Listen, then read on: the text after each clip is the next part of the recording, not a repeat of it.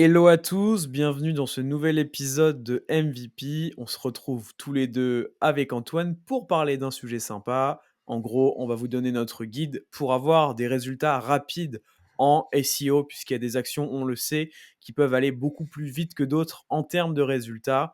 Antoine, est-ce que tu es hypé par cet épisode? Très très hypé par cet épisode. Comment tu vas, Paul? Bah écoute, ça va nickel. Toi aussi? Ouais, ça va super. Trop bien, trop cool. Je vais faire un petit rappel des perfs comme d'habitude. Donc sur YouTube, un autre truc qui me hype aussi, en plus de cet épisode, c'est, les abonnés YouTube. Parce que là, on arrive bientôt à 1 500. Il en manque 30 à peu près pour qu'on arrive à 1 500. Donc si vous nous écoutez sur YouTube ou même si vous nous écoutez sur Spotify, n'hésitez pas à vous abonner à YouTube, comme ça on passe les 1 500. Encore une fois, merci à toutes les personnes qui prennent le temps de mettre un like, de laisser surtout leurs commentaires. Nous, on adore interagir avec vous, ça fait vraiment vivre la petite communauté MVP. Franchement, c'est vraiment kiffant. Sur Spotify, on a pris un petit gap de notes. Ça faisait 2-3 épisodes qu'on stagnait à 79, je crois. On est monté à 81. Donc 81 notes, 5 étoiles, que des 5 étoiles, franchement. Merci à tous, ça fait trop plaisir. Là, je commence à voir les 100 arriver. Antoine, est-ce que tu as un pronostic sur Moi, quand est-ce qu'on va atteindre les 100? je pense qu'on aura les cheveux blancs et une bonne barbe, tu vois. On sera le, le, là à le crâne 70 ans. blanc. On a pris une note sur Spotify, on arrive donc à 99. Oh non, non, non.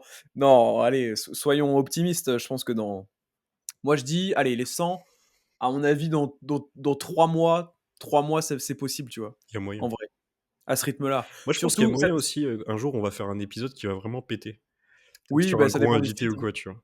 On Ouais, verra, ouais. hein. C'est pas encore arrivé aujourd'hui. Et si, on a un qui a mieux marché que les autres, c'est avec Léo Poitvin. On a fait plus de 4000, je crois, Ouais, vues le au sur point YouTube. c'était une dinguerie, hein. Ouais, Ouais. ouais, big up à lui, franchement, il a lâché du lourd en plus, top profil, ça fait plaisir. Hem, donc voilà pour ça. Merci à toutes les personnes aussi qui commentent, hein, sur, Spotify, qui s'abonnent sur Spotify et gros big up aux personnes qui nous écoutent sur Apple Podcast. Je ne vous oublie pas, vous mettez des avis, vous mettez des commentaires, ça fait super plaisir. On vous rappelle que l'épisode est sponsorisé, donc on a, 3 sponsors. On a O2 Switch, hébergement web au top, français, support réactif incroyable. Vous avez un lien en description. Linkuma évidemment pour les backlinks pas chers, la délégation de campagne, enfin bref, c'est un rapport qualité-prix en vrai imbattable en France, je trouve. Pareil, lien en description. Et pour terminer, Tot SEO, assistant sémantique, assistant à intention de recherche qui peut vous faire gagner pas mal de temps, que vous soyez consultant ou éditeur de site, hein. Franchement, je pense que ça peut vous faire gagner du temps. Donc pareil, vous avez un lien qui se trouve en description. Avant d'entrer dans le vif du sujet et de vous dévoiler, nous, les tops actions qu'on mène pour avoir les résultats les plus rapides possibles en SEO, est-ce qu'on ferait pas, Antoine, le petit retour sur nos semaines? Ah, carrément. Bah, tu veux commencer du coup, peut-être? Bah allez, c'est parti, parce que c'est vrai qu'on a un sujet en ce moment avec Antoine. En fait, on a rejoint une secte. Non, je rigole. On va parler de la même chose, en fait. Bah, très bien, Bah oui, très bien. bah je pense. Bah moi, c'est vraiment l'actu. En vrai, c'est l'actu récente, hein. Ah oui, non, j'ai une autre actu assez marrant aussi, assez marrante. Bon, du coup, la première dont on parle avec Antoine, et Antoine pourra nous en parler aussi après, c'est que, en gros, je me suis intéressé assez récemment à la spiritualité. Voilà. Bon, rien de vraiment. Moi, je sais qu'avant, quand j'entendais parler de spiritualité, je me disais, ouais, truc de perché, bah, truc de secte, justement. Je pensais direct même aux religions, etc. En fait, je suis en train de lire un bouquin qui s'appelle L'échelle de la conscience, cartographie de l'échelle de la conscience ou de la conscience, enfin bref. Donc c'est de David Hawkins, en gros un docteur en psychologie américain, etc., je crois. Et en fait, qui a classifié tout simplement différents états dans lesquels vous pouvez vous situer. On pourrait simplifier ça en disant que c'est différentes émotions. Et en fait, il leur a attribué un score selon une méthodologie, en fait. Et en gros, c'est pour dire, voilà, tous les spectres que tu peux passer en termes d'état de conscience, d'émotion, etc. Et voici quelles émotions est-ce qu'il faudrait que tu cibles et comment y parvenir, etc. Et en gros, pour faire bref, tout en bas, il y a tout ce qui est honte, culpabilité, colère, etc., qui sont des émotions vraiment, enfin plutôt des niveaux de conscience, des états pas du tout productifs. Et au contraire, en haut, il y a tout ce qui est un peu, on va dire, accomplissement de soi, amour, etc. Raison aussi, la partie vraiment savoir être rationnel, etc. Et donc, super intéressant, je trouve, de mettre des mots, voire même un score là-dessus. et disons que ça facilite un peu les interactions avec les autres parce qu'on peut être amené, par exemple, je sais pas, à plus pardonner les gens, qui ont des actions qu'on peut juger bizarres, parce qu'en fait, on sait qu'ils sont dans des niveaux de conscience un peu bas et cetera, et que du coup, on peut comprendre. Enfin bref, c'est assez compliqué à expliquer comme ça. En tout cas, ce qu'il faut retenir, c'est que c'est un livre qui globalement, nous pousse à être, empathique avec les autres, à envoyer de l'amour et cetera, chose qu'on fait pas forcément, par exemple, moi, je sais que j'avais beaucoup tendance à être focus sur mes trucs, évidemment à être sympa avec mes potes et cetera, mais à être très, très concentré sur moi-même, sur mes projets et cetera. Or là, justement, ça m'ouvre un peu ce champ-là de me dire, en vrai, bah, je peux apporter du positif autour de moi et puis même d'un point de vue personnel, ça fait aussi du bien.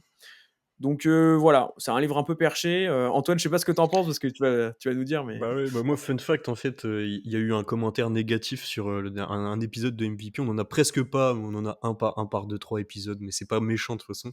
non, Et ouais. c'est quelqu'un ce qui a dit sur l'épisode de Romain Pirotte, alors qu'en fait, moi personnellement, j'ai dû l'écouter 2 fois pour tout comprendre tellement Romain a donné, des outils, des noms, des process et tout que en fait lui il est habitué, mais il va te sortir des mots comme ça et tout. En fait, c'est en réécoutant que je suis allé creuser et la valeur était énorme, mais bon bref.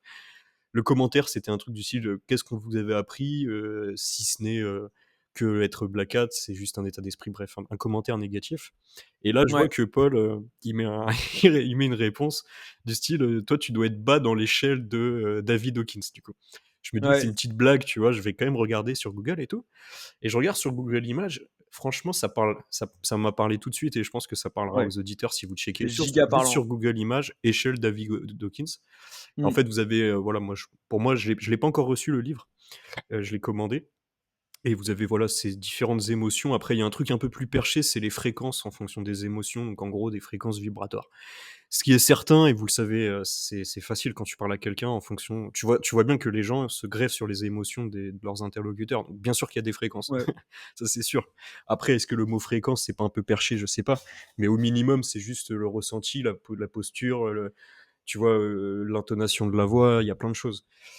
mmh, Et moi je trouve ça, ouais, giga intéressant, surtout que je trouve que les émotions, c'est pas du tout quelque chose, en tout cas moi dans ma formation, même, primaire, collège, lycée et même, école, supérieure, hein, c'est pas quelque chose que j'ai vraiment creusé parce que j'ai pas vraiment fait de psychologie et tout, et je trouve ça tellement important, tellement tellement ouf en fait, tout ce que tu peux, bah, dans comme tu dis, tout ce qui est interaction, comprendre ses émotions, comprendre les émotions des autres.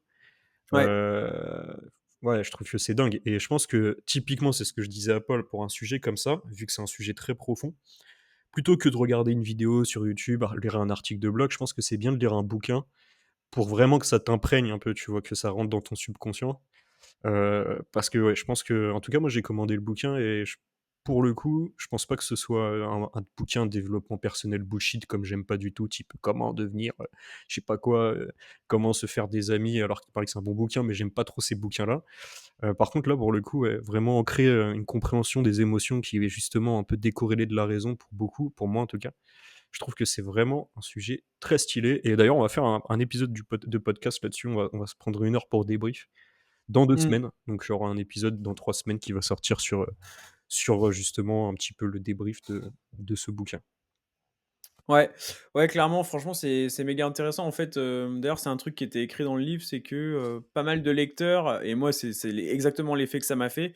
C'est genre, en soi, c'est pas que tu vas rien apprendre de nouveau, mais disons que ça confirme des trucs, ça met des mots sur des choses que tu as déjà expérimentées, où tu te dis: «Bah oui, logique, ta, ta, ta». Même comme tu disais, taper juste échelle conscience David Hawkins, Google Images, vous regardez, normalement ça vous parle, mais direct. Parce qu'en fait, tu vois des états émotionnels où tu sais très bien que tu fais rien de productif, que limite tu fais un peu, entre guillemets, «le mal» autour de toi, que tu vois pas les opportunités. Tu sais, tu as vraiment des œillères en fonction des niveaux, dans lesquels tu es, et à l'inverse, tu as des niveaux où tu vas être giga épanoui, tu vas faire le bien autour de toi, tu vas voir les opportunités partout. Dès qu'il va t'arriver, par exemple, une galère, bah, tu vas te dire: «OK», tu vas arriver limite à voir la galère et à te dire: «C'est une opportunité pour moi d'apprendre ça, ça, ça, je peux la régler de telle, telle manière», versus la même galère, si tu es dans un niveau de conscience bas, genre, bah, je sais pas, l'orgueil, la colère, tout ça, tu vas te dire que peut-être c'est la fin du monde, que ça t'arrive qu'à toi, que le monde est injuste, et en fait, tu as vraiment, mais différentes visions en fonction de là où tu te trouves. Et pareil, bon, on en reparlera dans l'épisode dédié, parce que d'ailleurs, vous avez les timecodes encore une fois, hein, si vous voulez skip les intros, parce que c'est vrai qu'on parle, là, on parle pas de résultats SEO du tout, mais bon, MVP toujours. Mais ouais, même pour les relations avec les autres et tout, en fait, ça te pousse, tout comme une religion peut te pousser à être bon envers les autres, etc. Bah là, c'est pareil, c'est juste que c'est pas via une religion, c'est plus via la spiritualité de manière générale, et puis une catégorisation comme ça des émotions qui te permet de mieux comprendre, et tu es plus à même de faire les choses bien, je trouve, avec ça, quoi. Parce que dans ton intérêt purement perso, en dehors de ça, si t'as pas de religion, pas de spiritualité, bah, t'as pas, enfin, je sais pas comment dire, mais tu peux vite être focus uniquement sur toi, alors que là, tu prends conscience que un des niveaux max, c'est plutôt l'amour que tu vas porter aux autres, quoi. Donc bref, on aura l'occasion d'en reparler. En tout cas, moi, je suis très content. Je suis en train de lire ça. Là, je suis page. Il doit y avoir 250 pages, 300 pages, et je suis page 110, un truc comme ça. Donc là, j'ai déjà compris tous les concepts de base, et j'arrive dans la partie plutôt mise en pratique.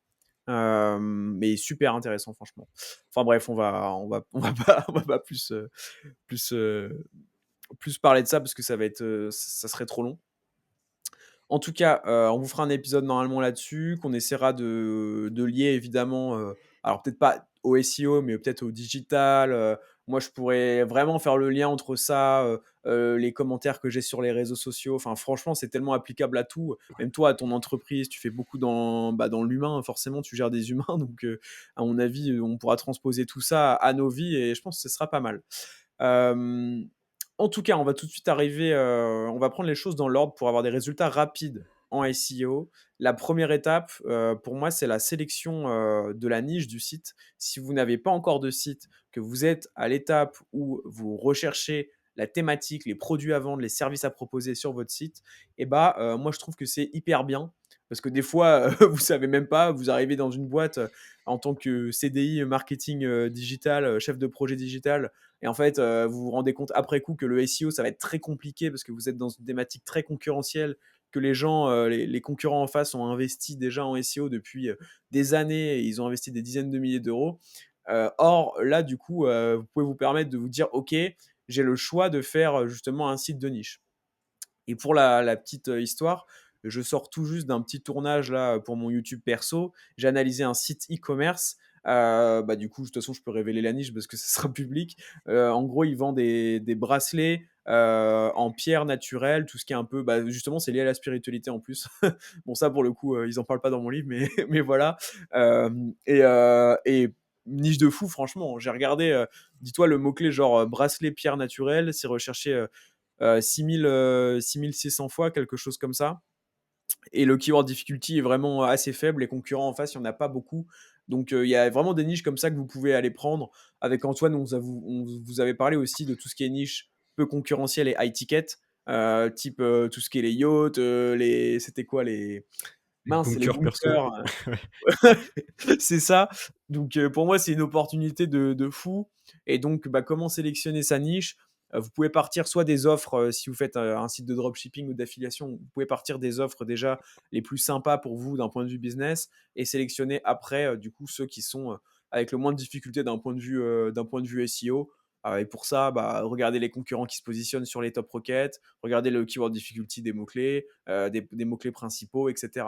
Et si vous êtes sur une niche concurrentielle, vous pouvez décider de mettre des focus sur des mots-clés peu concurrentiels, vraiment faire en sorte d'avoir des résultats les plus rapides possibles. Je sais pas ce que tu en penses, toi, Antoine, si tu as des Ouais, trucs. bah, alors juste pour rebondir sur l'aspect niche, nous, ce qu'on voit passer en prospect à l'agence, en mode, j'ai créé un site sur une niche peu concurrentielle, c'est souvent quand même des dropshippers. Ouais, bah oui. Donc, juste, je pense que c'est bien d'utiliser ça, pourquoi pas pour faire une étude de marché. D'ailleurs, c'est ouf le SEO, comment je trouve que ça devrait rentrer dans un business plan. Or, Mm. juste, te dire, «Oui, voilà, je fais du SEO». Non, mais juste tu comprends les volumes de recherche, tu en fait, tu as une étude de marché qui est donnée, quoi. Tu vois, il y a 100%. combien de gens qui tapent ta requête sur Google, tu comprends un peu le niveau de concurrence, et cetera. Donc simplement, le «piège» entre guillemets sur cette petite, reco qui est excellente, hein, c'est juste de se dire, «Bah, je prends des niches, je monte un site, je fais de la merde dessus» parce que, bah, c'est ma vision. Je prends une niche et par exemple, j'avais, banane, hier, j'avais, les sacs bananes pour femmes. En effet, niche hyper transactionnelle, des mots-clés à 10 000 par mois sur pas mal de long trail. Heu peu de niveau de concurrence, mais le mec en face, c'était un dropshipper et donc je sais qu'il va pas tenir, tu vois? Donc oui, c'est bien, mais généralement, quand tu veux vraiment monter un business sur, 5-10 ans, tu réfléchis pas comme ça, tu vois? Ou normalement, Ouais, à ouais. part si tu es vraiment en mode, SEO, first, Ouais, je ouais, m'en bah, fous, oui, je fais pas mon kiff, mais normalement tu choisis une thématique parce que ça te fait kiffer, parce que tu as des connaissances dedans aussi, tu vois? Juste petite clairement. parenthèse, tu vois? Et juste pourquoi, pour toi, si tu as un dropshipper là qui se positionne sur une niche, tu as dit, pour toi ça va pas tenir dans le temps, pourquoi tu partirais de cet a priori là? Bah, alors tu regarderas la niche, pierre, naturelle, mais en tout cas sur la niche banane femme qui est peu concurrentielle, il y a quand même, dessus une meuf fan de banane femme, tu vois? Artisan, avec un super branding, qui fait ses Ouais. propres produits et bien sûr qu'elle va gagner face au dropshipper. Ça, c'est Ouais, certain, tu ouais, vois? Le ouais, ouais. dropshipper, il est là, il bourrine, il essaye de faire plein de produits, pourris, importés depuis, Alibaba et qu'est-ce qu'il va faire par rapport à celle qui a un super site, qui prend soin de son site parce que c'est son kiff. Donc ça peut pas mal. Enfin, moi, j'ai rarement vu des dropshippers fonctionner en SEO. Ceux que j'ai vu un peu fonctionner, soit c'était vraiment des très très bonnes thématiques que je vais pas citer parce que ça se fait pas pour elle, sachant que c'est une cliente avec qui j'ai bossé pendant longtemps. C'est vrai que ça peut arriver, hein, des niches très très très très très faciles et volumineuses. Ça peut arriver. Dans quel cas le dropshipping ça peut marcher. Mais sinon, ouais, généralement, moi, les dropshippers que je vois passer à l'agence, ça paye pas, tu vois? C'est pas vraiment des bons clients, c'est des gens, c'est pas une bonne approche, en fait. Ouais, je vois le délire. En tout cas, bah, tu sais quoi? Pour contrebalancer un peu ça, moi, je vais reprendre l'exemple de mon site à l'abandon, Temple de la Way, mais c'est un peu ce que j'ai fait, où au final, je me suis axé, mais comme tu l'as dit, alors ce qui est marrant, c'est quand même qu'à la base, c'est une thématique que j'aime et cetera, donc il y a évidemment ces facteurs-là, comme tu l'as dit. Par contre, au final, je me suis vraiment spécialisé sur la Way et ça a fait quand même que j'ai eu des résultats beaucoup plus rapides que j'aurais eu, si, je m'étais focalisé sur les compléments alimentaires de manière générale et cetera. Donc après, ça peut être un truc. Et après, bah, c'est ce que je disais, si jamais, imaginons que vous ayez déjà une marque là dans les compléments alimentaires, genre vous faites le SEO de MyProtein par exemple, mais que vous n'avez pas le budget de MyProtein et que du coup, voilà, bah, vous pouvez justement faire des focus sur des mots-clés précis, vous dire, ok, bah, là, cette première année, on va tout miser sur la whey, par exemple. On va faire tout un informationnel autour de la whey. On va taper on va faire différentes pages catégories par déclinaison de recherche sur la whey. Donc, une page catégorie whey isolate, une page catégorie whey concentré, etc. Enfin, bref. Et faire un focus comme ça. Alors que peut-être à côté, vous vendez aussi bah, du magnésium, des oméga 3. C'est juste que bah, si vous voulez des résultats les plus rapides possibles, et en plus que vous avez un budget, pourquoi pas limité, faire des focus comme ça peut être intéressant, quoi. Sinon, bah, après ça, donc là, c'était dans le cas où vraiment vous n'avez pas encore créé votre site. Sinon, il y a la sélection des mots-clés. Là, le truc le plus intéressant, je trouve, c'est de faire le rapport entre le volume de recherche et la difficulté. Évidemment, l'aspect business, hein, on part du principe que là, vous sélectionnez plutôt des mots-clés business, puisque ce qu'on veut, bah, du coup, c'est un ROI le plus rapide possible. Euh, Toi, Antoine, tu fais quoi souvent dans ce cas-là je sais pas, quand tu as un nouveau client, par exemple, que tu souhaites avoir les résultats les plus rapides possibles, alors peut-être tu vas optimiser des positions existantes aussi, non? Ouais, alors en gros là-dessus, moi j'ai plusieurs process. Déjà, il y a un truc super important, c'est l'autorité de domaine. Si ton domaine, il est déjà bien lancé, ça peut marcher très rapidement, même sur des requêtes concurrentielles, transactionnelles, etc. Mais pour ceux qui ont déjà créé des sites et qui sont partis de zéro, vous savez que pendant 6 mois, parfois, juste, ça marche pas en fait. Faut juste indexer, faut que Google comprenne que tu as créé un nouveau site. Par exemple, Temple de la Wesh, je sais pas, il t'a fallu combien de temps avant d'avoir le premier top 10? Peut-être un bon 3 mois, non? Mmh, Même si c'est pas trop concurrentiel? ouais, non, non, au moins, hein, voire, Au moins. voire même peut-être un peu plus, ouais. Donc c'est chaud quand tu as un client qui paye tous les mois. En plus, forcément, tu vois, on est prestataire de service et tout, donc ça peut vite monter. Tu pas de résultat pendant 3 mois. Donc ça, l'autorité de domaine, faut vraiment en être conscient que le SEO, c'est un gros, il y a beaucoup de, comment on peut appeler ça? C'est un gros paquebot, quoi. Ça prend du temps à démarrer. Après, Ouais, plus c'est lancé, plus ça va vite. Et typiquement, Paul, sur ton site, je suis sûr que tu crées une page agence SEO ville ou agence SEO Shopify, CMS, peu importe, bam, ça s'indexe tout de suite. Tu peux tout de suite avoir ouais, même un top 10, pourquoi pas même parfois sur des bonnes surprises un top 3. ah bah, clairement. Alors que sur ton nouveau, si tu crées un nouveau site genre agenceseo.com et que tu commences à créer des pages, elles seront juste pas indexées. Et Ah donc ouais, cette notion, d'autorité de domaine, c'est la première chose qu'il faut comprendre. Si, je sais pas, tu publies, une recette de cuisine sur Marmiton et que tu es top 3, il y a rien d'extraordinaire si tu as fait un bon contenu. Donc ça va beaucoup plus vite. En fonction de ton autorité de domaine, si tu veux des résultats rapides, il va vraiment falloir, sur une autorité faible, déjà que tu sois patient et que tu travailles des KD très, très, très faibles. Et nous, alors c'est Rémi, du coup, qui est team lead chez SEO Monkey qui m'a montré son petit process là-dessus.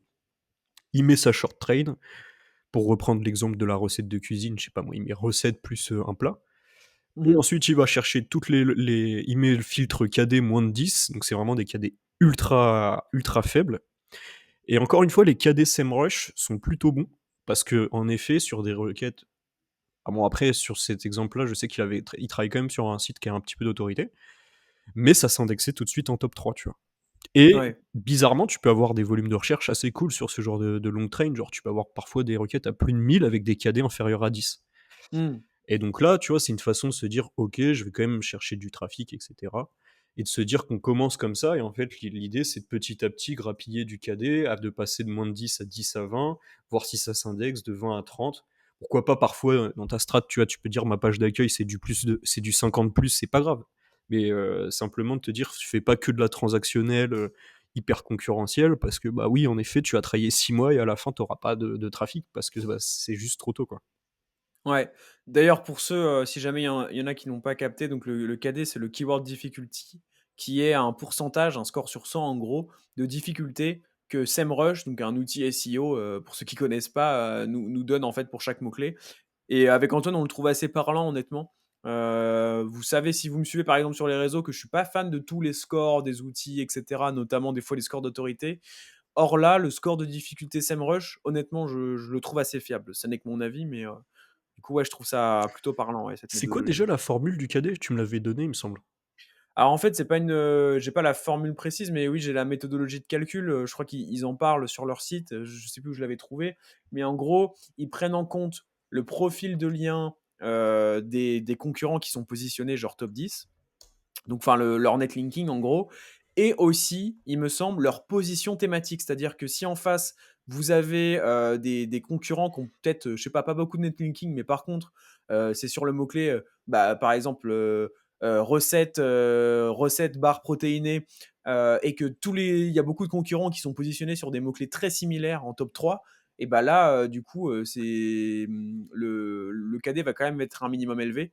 Parce que SEMrush part du principe que du coup la requête sera un peu dure à aller chercher étant donné qu'il y a des acteurs un peu installés déjà sur des mots-clés similaires. Et ça, je trouve ça méga pertinent, tu vois. Bah, pour reprendre l'exemple de mon site paulvengeant.fr, par rapport à mes concurrents, j'ai peut-être pas autant de backlinks, en tout cas pas, pas autant de backlinks voulus.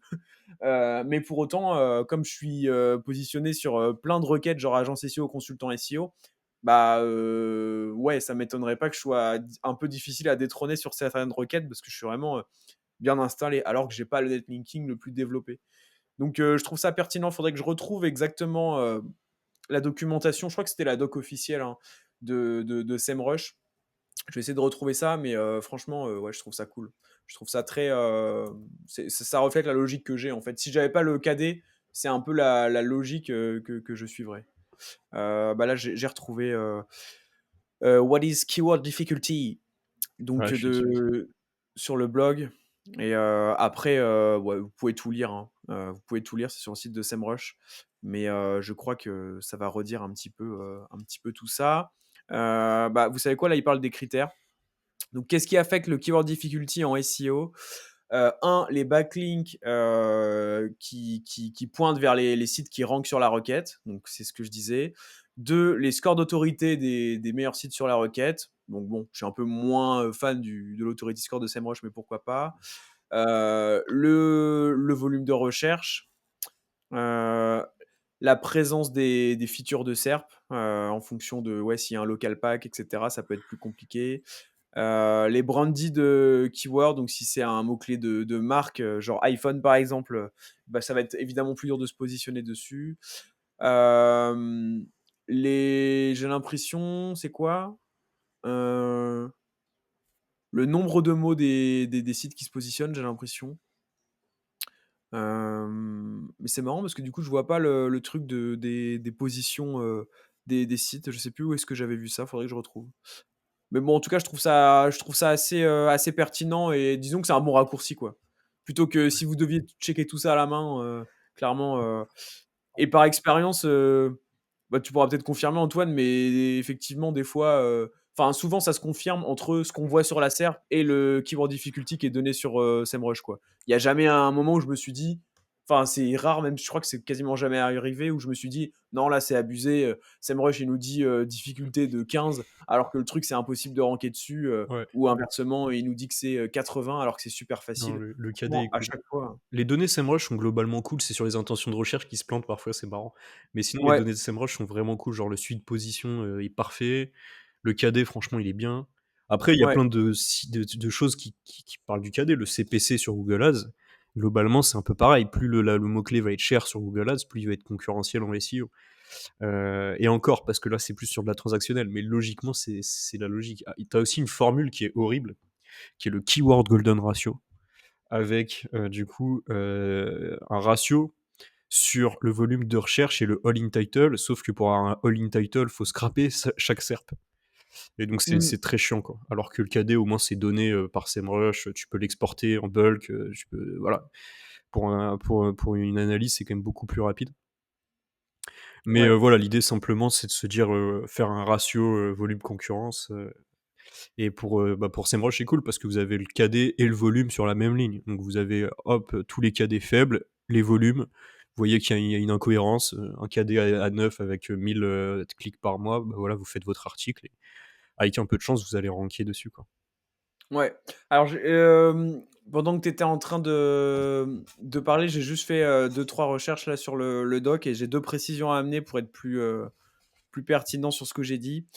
La première, c'est que le truc du nombre de mots, en fait, c'est pas le nombre de mots, que les concurrents écrivent, c'est plus le nombre de mots présents dans la requête. Donc en fonction de si le mot-clé est de plus ou moins longue traîne, SEMrush va en déduire de base un certain KD. En tout cas, c'est impacté. Et l'autre truc, lié à ce que je disais avant, c'est en fait dans la partie, quand ils nous disent que ça prend en compte le score d'autorité, donc l'authority score, l'AS de SEMrush, des top sites qui rankent sur la requête. Il y a notamment une partie, en fait, ils disent que ce propre score-là, l'authority score, il est basé sur la qualité et la quantité des liens que reçoivent les sites. Et en 2, l'organic traffic, donc le trafic organique mensuel estimé des sites. Du coup, c'est un peu ça, c'est-à-dire que plus vous avez des sites en face qui génèrent beaucoup de trafic estimé, plus l'authority score va monter et donc plus le KD va monter en retour. Donc ça prend un peu en compte cette notion. Est-ce que le site se positionne bien dans Google ou pas? Bon, après, c'est des estimations évidemment, mais je trouve ça pertinent de prendre en compte ça, quoi. Bref, voilà, c'était juste pour terminer là-dessus, autant que je vous apporte le max d'infos. Donc ouais, KGR, toi, tu l'utilises vraiment, tout le temps Non, ou ça dépend des justement, cas? plus du tout, je l'ai remplacé Ouais. par le KD. Le KGR, en gros, c'est une formule, qui est ratio volume, donc le volume, tu l'as, hein. Mmh. All in title. All in title, c'est quoi? C'est le nombre de sites qui ont dans leur méta titre la requête. Ouais. Donc c'est scrapable, mais c'est extrêmement chiant. En gros, c'est une analyse que tu dois faire par requête et c'est pas plus quali qu'un KD SEMrush. Donc en gros, moi je vous conseille pas de faire ça, c'est chiant.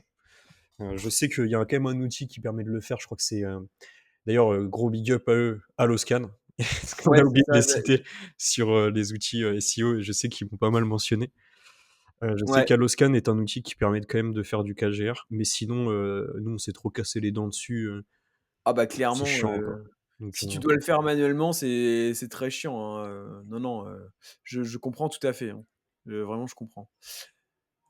Après, tu avais noté un point, tu avais mis, du coup, optimisation de contenu top 3, top 10, top 20 en fonction des statistiques de CTR. voilà, donc ça, l'idée, c'est quoi? C'est, vous êtes septième, c'est beaucoup plus rapide pour vous d'être en première position quand vous êtes septième que quand vous êtes pas encore indexé. Et là, on va avoir un process du coup d'identification de requêtes qui se positionnent. Ça, c'est très facile. Pas encore une fois sur SEMrush qui a un bon tracking de position. Vous, faites un export de mots-clés, vous faites un filtre, entre la moi j'aime bien faire entre la première et la troisième. En gros, c'est le top 3. Ensuite, entre la troisième et la 20e, au-delà de la 20e, généralement, je m'en fiche. Et là, vous faites un process d'optimisation de contenu et de deep linking et de maillage interne et cetera. Vous vous apercevez que vous êtes 4e sur une requête de fou, comme Paul qui est là, qui en ce moment, je crois, il est 4e sur Agence SEO.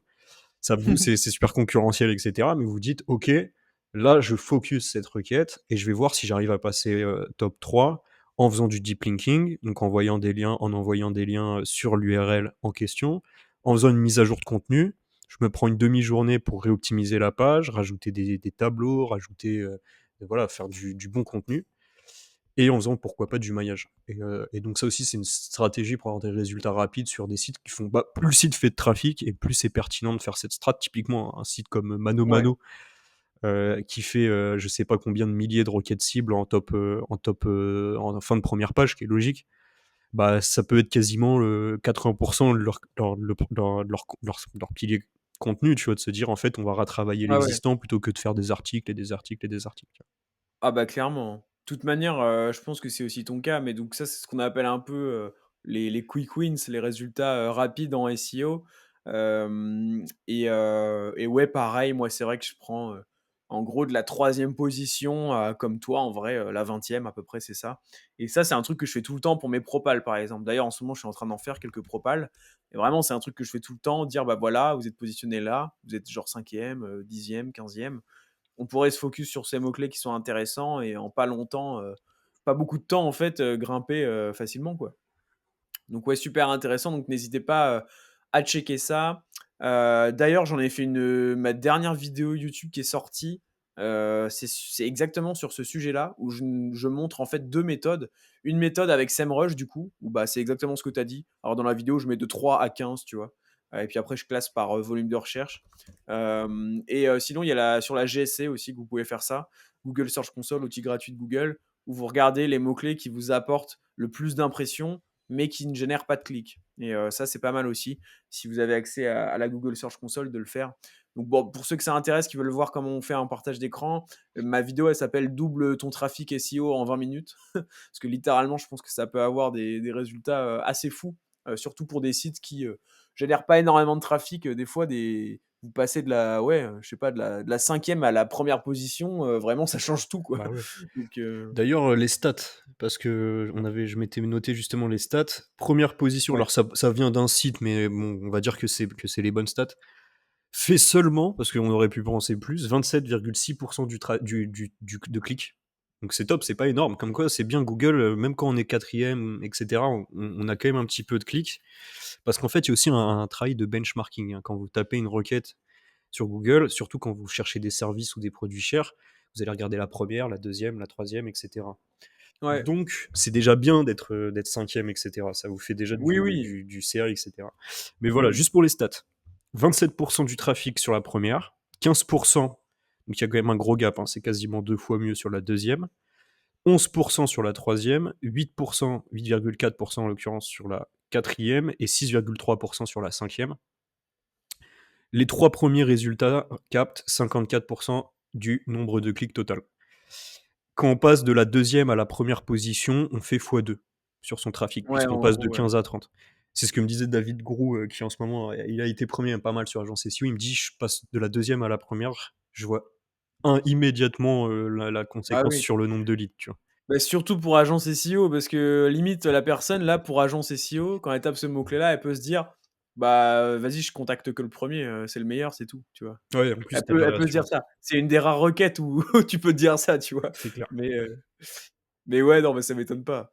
Mais, ouais, super intéressant. Hem Et bah, du coup, après, il y a tout ce qui est intention de recherche, hein. Pour moi, en fait, c'est ce que j'ai noté là sur le plan. C'est le seul truc sur lequel vous devez prendre du temps et ne pas vous dire, parce qu'on parle de résultats SEO rapides, là, c'est le seul point où il faut pas se dire: «Il faut que j'aille le plus vite possible». Je pense que c'est le seul, où il faut se dire: «Je prends le temps, j'analyse les contenus des concurrents, manuellement si possible». Je me demande, je me mets à la place de mon persona, à la place de l'internaute, je me demande quelles fonctionnalités, quelles informations je peux déployer sur la page. Bon, encore une fois, hein, j'ai fait une vidéo sur mon YouTube perso, c'est la vidéo la plus vue de ma chaîne. Vous tapez Paul Vengeon, intention de recherche, vous allez trouver. Mais franchement, pour moi, c'est le point où, après, en gagnant en expérience et tout, ou si là, si vous qui nous écoutez, vous êtes plutôt senior expérimenté, bah, vous allez naturellement gagner du temps sur cette partie-là. Mais il faut absolument pas, je pense, partir du principe de la volonté directe en commençant, de se dire: «Allez, c'est bon, cette partie-là, faut que je la fasse la plus vite possible» et cetera. C'est bien d'aller vite, mais si c'est au détriment de la qualité, malheureusement, là, je pense que c'est le seul point où il faut tout faire, très, très bien, quoi. Alors que les points d'avant, c'est pas que vous voulez aller le plus vite possible, c'est que c'est des points qui prennent pas beaucoup de temps, quoi. Je veux dire, bon, à part trouver une niche, mais je veux dire sélectionner les mots-clés et tout, ça va, vous filtrer, ça va quand même assez vite, quoi.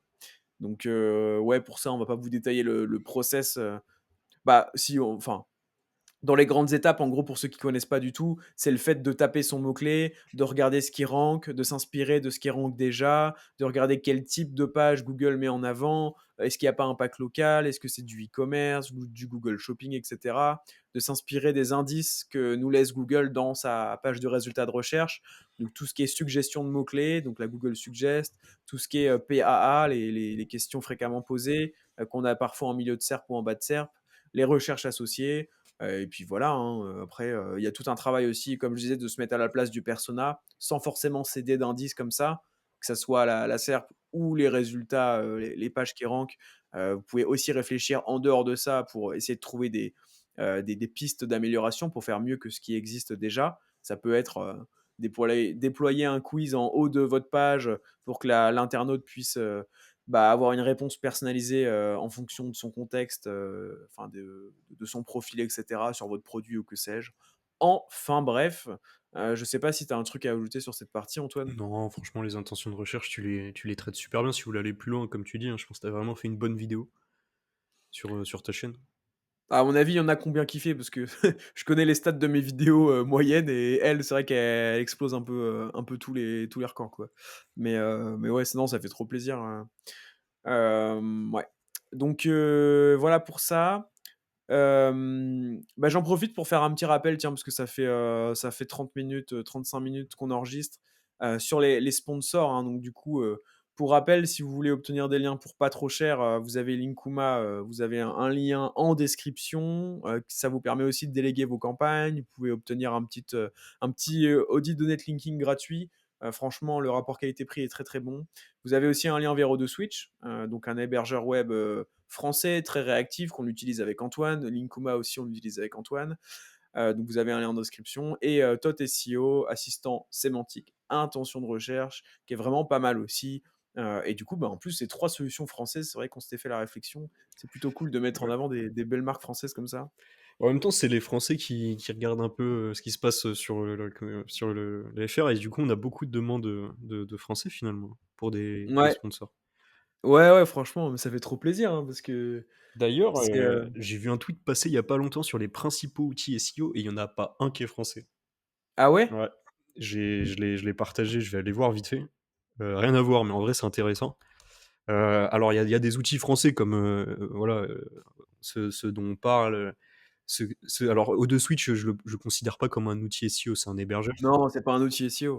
Et en outil Mmh. SEO, je vais vous donner la liste des plus gros outils SEO, et les pays où on n'a pas un seul qui est français. Je trouve ça ouf. On a Après, du coup le plus gros, SEMrush qui est russe, Ahref qui est indonésien. Heureusement, je connais parce que c'est des petits drapeaux, je sais pas pourquoi je connais le drapeau de l'Indonésie. Google Keyword Planner, Google Search Console, bon bah franchement, enfin c'est américain, pardon. Screaming Frog ouais. qui est anglais, Arrow que je connais pas, et Google Analytics qui sont américains, Also Ask qui est anglais, RankMath, je savais pas, c'était indien, Hunter.io, je sais pas c'est quoi, mais ça me paraît, Asie du Sud-Est, c'est peut-être Thaïlande, je pense que c'est la Thaïlande. Surfer Surtout SEO, Ontario. Indonésie. ChatGPT, américain. Copyscape, israélien. Exploding Topics et Jasper, américain. SE Ranking, anglais. On n'a pas un seul français. Je trouve ça assez dingue. Bah, parce que ouais, on n'est pas je pense qu'on n'est pas, énormément de référenceurs français, tu vois, dans le monde, ça va pas être énorme, Ouais, hein. après les Anglais, ils ont un, 2, 3. Ils ont trois des top 10 outils, tu vois. Ah, c'est peut-être parce qu'aussi on traduit pas nos outils.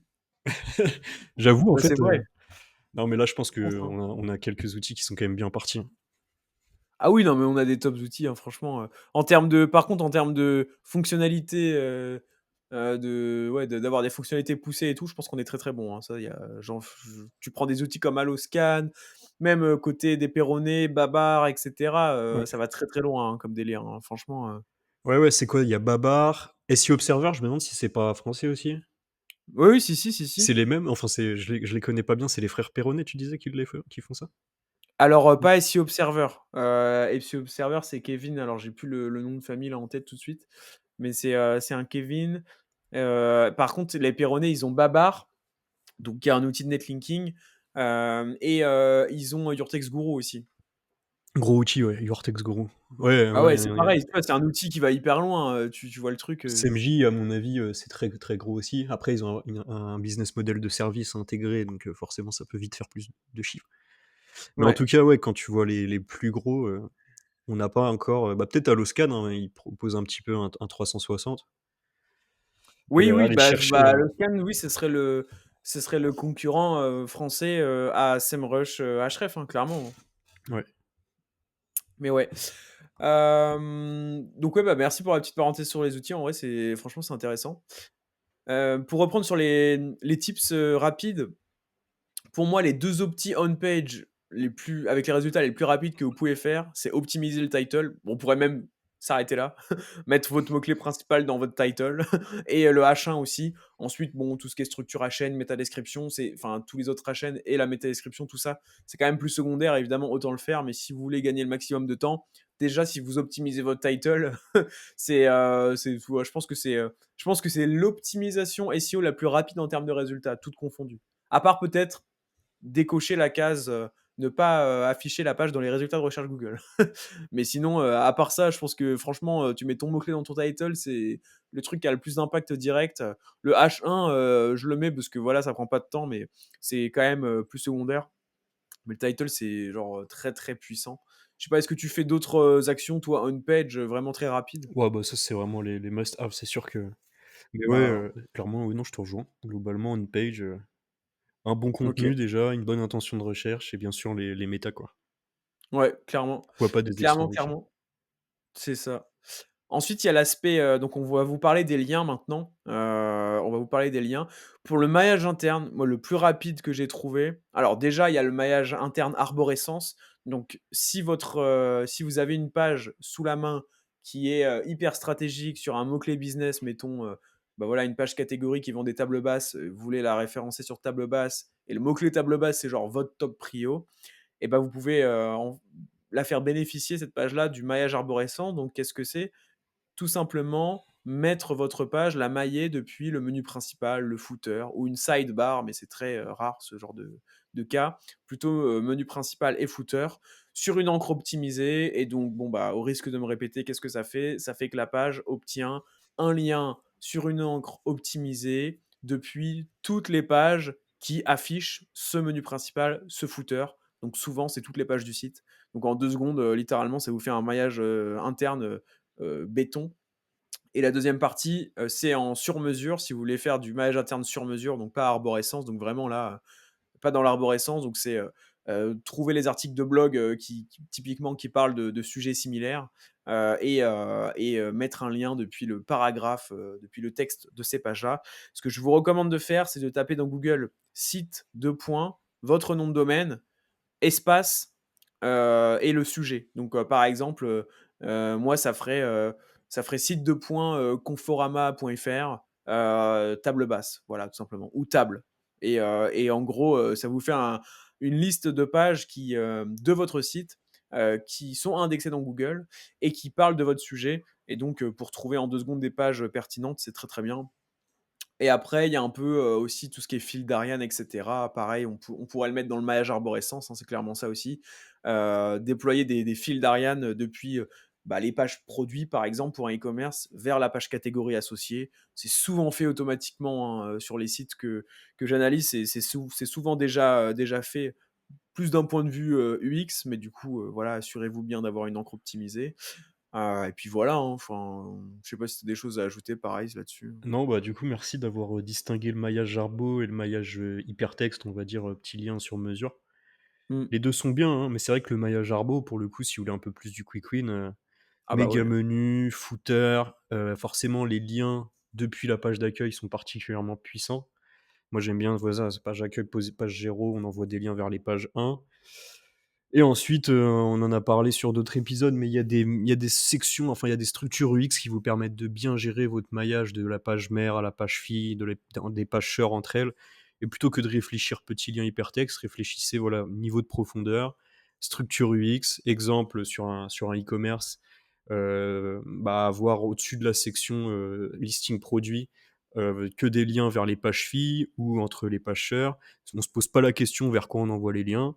C'est, un truc qui est un peu industrialisable sur des milliers, voire des millions de pages, et c'est quand Mmh. même pas mal de voir le maillage interne comme ça. En tout cas, moi, j'aime beaucoup. Bien que, et je pense que tu vas être d'accord avec moi, mais c'est vrai que les petits liens bleus hypertexte, c'est à mon avis, bien quali aussi, quoi. Même si c'est un peu Ouais. plus, artisanal. Bah, c'est plus contextualisé, quoi. Disons que si Google était un humain, il verrait ces liens-là en se disant: «OK, le gars a fait un effort, il a il a inséré son lien à la main, c'est que vraiment la page, elle vaut le coup», tu vois? Que les liens arborescents, c'est vrai que c'est quand même très rapide. Pour moi, il faut clairement les 2, quoi, surtout sur une page top, top quali. Surtout que ça prend pas non plus énormément de temps, hein. Je veux dire, moi, par exemple, bah, typiquement, avoir des résultats SEO rapides, c'est mon objectif sur, paulvengeant.fr. Aujourd'hui, je veux y passer le moins de temps possible. Qu'est-ce que je fais quand je viens de créer une page? Bah, je fais les 2. Bon, plus maintenant, je fais plus de maillage arborescence parce que j'ai plus de place dans mes footers et tout. Mais, par contre, je fais site de points, hop, j'ouvre, je trouve, allez, si c'est une petite page, bah, j'essaie de trouver 4-5 pages 4-5 pages, qui traitent de sujets similaires, donc bah, c'est très facile, hein. Mon site ne parle quasiment que de SEO, et hop, je crée, 3-4 liens, enfin 4-5 liens internes comme ça, franchement, ça prend vraiment pas beaucoup de temps, quoi. D'ailleurs, La manip au total, elle doit me prendre, allez, 5 minutes, 10 minutes grand max. d'ailleurs, petit tips. Sur un méga menu, il y a toujours des liens et sur un footer, toujours des liens vers des pages que vous voulez pas référencer. Exemple, la page contact, pour 80% des sites de service, c'est la page qui reçoit le plus de jus SEO, et c'est une page qu'on veut pas référencer. La page notre équipe, la page notre histoire, la page mention légale, peu importe, toutes ces pages-là, ce qu'il faut, c'est mettre des... Alors, on fait pas de black hat, donc on fait pas de clocking, de trucs bizarres, on met juste une balise nofollow, pour dire à Google de pas, envoyer du jus vers ces pages-là, que ce soit de l'UX, que ça permette à l'utilisateur de se balader, mais par contre que ça dilue pas le jus. Donc ça, c'est un petit tips, sur, je sais pas moi, 50 liens que vous avez dans votre menu et dans votre footer, il y en a peut-être 10 qu'il faut pas, sur lesquels il faut pas envoyer des liens en follow. Donc, Ouais, petit, ouais, clairement, c'est une bonne pratique. Après, ça dépend de votre niveau de prio, mais moi, par exemple, enfin, je dis ça parce que je l'ai pas forcément fait sur tous mes sites, mais si vous voulez faire les choses, vraiment, bien, ouais, c'est pas c'est long à en faire. plus, hein, c'est juste le menu et le footer. Ouais, ouais, c'est C'est vrai, quoi ouais. c'est quoi que tu mettrais là-dessus? C'est du nofollow? Ou tu mettrais no index sur la page? Comment tu ferais, toi, pour opti ça? Bah, non, en soi, bah, tu peux faire les 2. Déjà, tu peux mettre no index sur la page si tu veux être sûr qu'elle s'indexe pas, mais il faut vraiment bien spécifier, ouais, dans le lien, rel égale, nofollow. Parce que sinon, tu peux avoir une page en no index, mais qui, reçoit quand même du jus, SEO, en fait, parce que Google va considérer les liens internes qui pointent vers elle. Ouais, et non, Donc, je pense que c'est bien qu'elle soit pas en no index. Typiquement les mentions légales et tout, je pense que c'est important que Google soit au courant de tout ça. Tu en as parlé dans ta dernière, vidéo, le newsletter là, du branding. C'est bon de montrer quand même que vous êtes, sérieux, que vous avez des mentions légales, donc je pense qu'il faut pas la no index, cette page-là. bah, après, elle peut être pour moi, alors après oui, c'est un sujet, on sait jamais comment Google agit vraiment, mais pour moi, il y a un monde où elle est en no-index, avec des liens en nofollow, mais Google la découvre quand même parce que je sais pas, elle est dans le sitemap par exemple, et donc il en prend connaissance et il peut l'analyser même sans l'indexer. Mais c'est vrai que oui, peut-être que la mettre en no-index, du coup peut-être que Google, d'office passe aucun temps dessus, c'est Ouais, possible et aussi. puis, c'est toujours cool, tu sais, quand tu mets le nom d'une marque, d'avoir les site links, contact, Ouais, mention ouais, c'est vrai, légale, je suis notre d'accord avec équipe. toi. Souvent, c'est des bons site links, donc Ouais, moi, je la effectivement. mettrais pas en no-index, je mettrais juste du nofollow depuis page, enfin, méga menu Ouais, non, footer, quoi. je suis d'accord, ouais. Après, il y a tout ce qui est, d'Iselot aussi dans le robot.txt, ça peut être une solution, mais du coup, pareil, est-ce que ça fait pas quand même une dilution de la puissance SEO des pages qui font des liens? En tout cas, ouais, nofollow, c'est le truc, vous êtes sûr que en tout cas, c'est la directive la plus claire, pour faire ce qu'on veut faire, quoi. Il y a pas trop de débat. Donc ouais, voilà pour le maillage interne, je pense qu'on a fait un bon petit tour. Les résultats, aussi en netlinking peuvent être assez rapides, donc on va vous parler de ça. pour moi, le mieux, bon, tu sais quoi? Antoine, je te laisse la parole. C'est quoi pour toi le mieux en netlinking pour avoir des résultats rapides? Bah, simplement, tu l'as marqué, hein, du deep linking, encre semi-opti ou opti selon la concu. Voilà, Voilà. j'ai lu le brief. Et à la semaine prochaine tout le monde. Salut. Bah, ouais, bah, en vrai, c'est ça parce que c'est vrai que moi, c'est ce qui marche le mieux, chez moi. Après, bah, donc qu'est-ce que c'est? Donc déjà, qu'est-ce que c'est le deep linking pour, si jamais il y en a qui savent pas, on en parle quand même pas mal, mais bon, je rappelle, c'est juste faire du netlinking vers une page précise. Donc deep, en gros profondeur, donc du lien en profondeur, vers une page profonde, quoi. Une encre semi-optimisée ou une encre optimisée, bah, c'est tout simplement une encre où vous allez avoir votre mot-clé ciblé dans l'encre de lien. Quand c'est optimisé tout court, ça veut dire que c'est que l'encre de lien. Donc vous ciblez agence SEO, vous obtenez un backlinks sur l'encre agence SEO. Quand c'est semi-optimisé, c'est qu'il y a le mot-clé cible, mais aussi d'autres mots. Donc vous obtenez, pour agence SEO, vous obtenez un backlink sur l'encre découvrez le classement des agences SEO. Voilà. Dans ce cas-là, c'est du semi-optimisé. Et donc, ça limite un petit peu les risques. En général, en SEO, on dit que plus une encre est optimisée, plus c'est risqué, plus on risque la pénalité. Bon, dans les faits, c'est quand même très très rare. Mais c'est pour ça que je précise quand même, faites ça selon la concurrence, selon ce que fait la concurrence historiquement présente sur votre mot-clé. Ça peut donner un indice. Si en face, personne ne fait d'encre optimisée, bah, vous pouvez juste faire des encres désoptimisées, donc sans le mot-clé. Donc ça peut être cliqué ici, ça peut être l'URL tout simplement. Et limite un tout petit peu de semi-optimisé et ça vous suffira à déjà être beaucoup plus optimisé que la concurrence. Au contraire, si vous voyez que la concurrence, ça fait 4 ans qu'ils se positionnent sur le mot-clé avec des encres uniquement full optimisées, bombardées, enfin qui bombardent, bah là, vous pouvez peut-être vous dire, ok, effectivement, peut-être que je peux bombarder parce que là, ils ont tellement pris d'avance sur les encres, ils ont tellement un netlinking optimisé, en plus, ça a l'air de marcher sur le long terme. Ça veut peut-être dire que Google laisse passer sur cette SERP-là, sur ce mot-clé-là. Donc, auquel cas, vous avez plutôt intérêt à faire de l'optimiser. Voilà un peu pour la logique. Antoine, est-ce que tu as des choses à ajouter là sur la partie linking? Pas spécialement, c'est toi le king du linking avec la petite extension majestique sur des analyses de SERP. Je pense que t'en as montré à beaucoup de gens comment fallait faire Ouais, ouais, ouais. sur les analyses, dont moi en fait, parce que je faisais pas de deep linking correctement. D'ailleurs, tout à l'heure, je faisais l'analyse de la requête agence SEO, sachant que tu as des pages de niveau 1 ou plus sur Eskimo, sur 80% du top 10. D'ailleurs, c'est assez rigolo. On peut peut-être en parler en vrai pour résultats rapides. Ouais, Sur des requêtes ultra concurrentielles, c'est assez marrant parce qu'en fait, vous avez deux solutions. On aurait pu le dire d'ailleurs. EMD slash page d'accueil. Page ouais, c'est d'accueil vrai. qui est quand même une page très puissante. Donc oui, pour des résultats rapides sur des requêtes concurrentielles, la page d'accueil est hyper pertinente. Ouais. Mais sur une requête comme agence SEO, c'est assez marrant. On se rend compte que tu as 80% de la SERP en top 10 qui ont positionné une page de niveau 1, souvent accessible en un clic depuis la page d'accueil, et c'est souvent le premier lien. Donc en gros, tu as la page d'accueil, pardon, tu as n'importe quelle page, et en fait, c'est le premier lien du menu. Donc c'est la page qui reçoit le plus de vues de tout le site. Et c'est là-dessus que tu peux faire du deep linking, comme tu nous disais juste avant, avec de l'encre semi-opti, etc. Parce que envoyer un lien sur une page d'accueil, c'est pas considéré comme du deep linking, puisque bah, par définition, c'est la page qui reçoit tous les liens. Normalement, en naturel, ça doit recevoir 80% à peu près des liens. Mmh. Et donc, tu as ce côté-là, en fait, quand tu crées une page de niveau 1 sur la requête principale de ton site, où tu peux faire du deep linking. Et donc voilà, donc, juste pour que vous ayez un ordre d'idée, Noise, tu sais, c'est combien de backlinks en deep linking sur agence SEO, Noise? David Grou, il a pas fait Ah, je sais semblant. plus, je l'avais analysé, mais je sais plus. David Grou, il a pas fait semblant. Il a envoyé 200 domaines référents sur sa page, Attends, mais selon quel outil? selon Majestic. Ah putain, c'est énorme Ouais, selon ouais. Majestic. Et le deuxième, c'est Eskimos avec 40. Ouais, pour Noise, ils ont vraiment tapé fort. Et après, Non mais attends, mais c'était à ce point-là? Je m'en souviens pas que c'était à ce ouais, c'est point-là. entre 150 et 250 en tout cas, sûr. Bah, tu peux regarder. Donc ouais, le deep Oh, linking, vraiment bien pour faire ah du ouais, ouais, ouais. résultat rapide. Ils sont bien renseignés là. Ils sont à combien du coup? 256? Mais attends, mais ils se sont pris une attaque, Non, je du pense pas. netlinking ou Je quoi? pense qu'ils ont un objectif, c'est la position 1 sur cette page-là.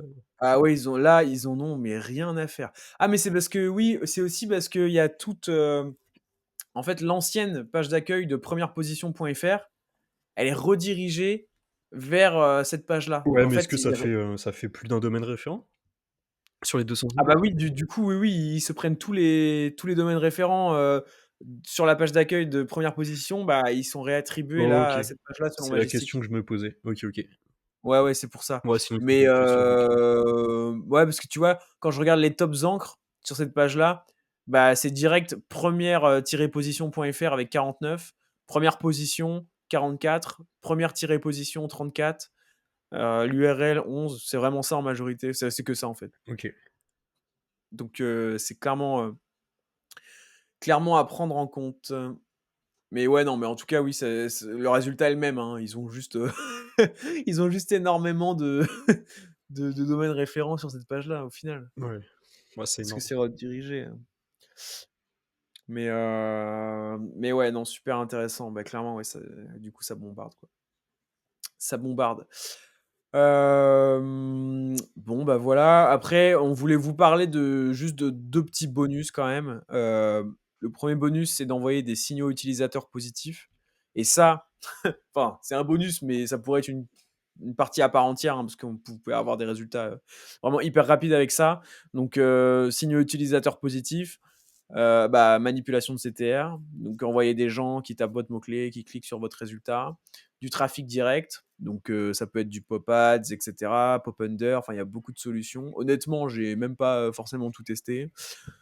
Donc ça peut être très rapide aussi. Si vous voulez, bah, en quelques recherches, vous pouvez trouver des services, dédiés à ça sur internet. Donc après, à vérifier la qualité, est-ce que c'est risqué et cetera. Je suis pas votre papa, c'est à vous de faire ça. J'ai pas fait un benchmark exhaustif de toutes ces solutions-là, donc je ne saurais vous dire. En tout cas, ça existe, et c'est notamment ce qui m'a permis de bien ranker sur Agence SEO et moi je l'ai fait de manière, naturelle, en incitant les gens sur les réseaux sociaux, ma communauté comme on dit, à cliquer sur mes résultats et donc ça m'a fait vraiment bien bien grimper. Et le bonus 2, je vous le mets quand même, même si pour moi en fait, la conséquence de ça, c'est qu'une fois en gros, le bonus 2, c'est le branding. Avoir un branding, personal branding ou un branding de marque, avoir une marque potentiellement recherchée dans Google et cetera.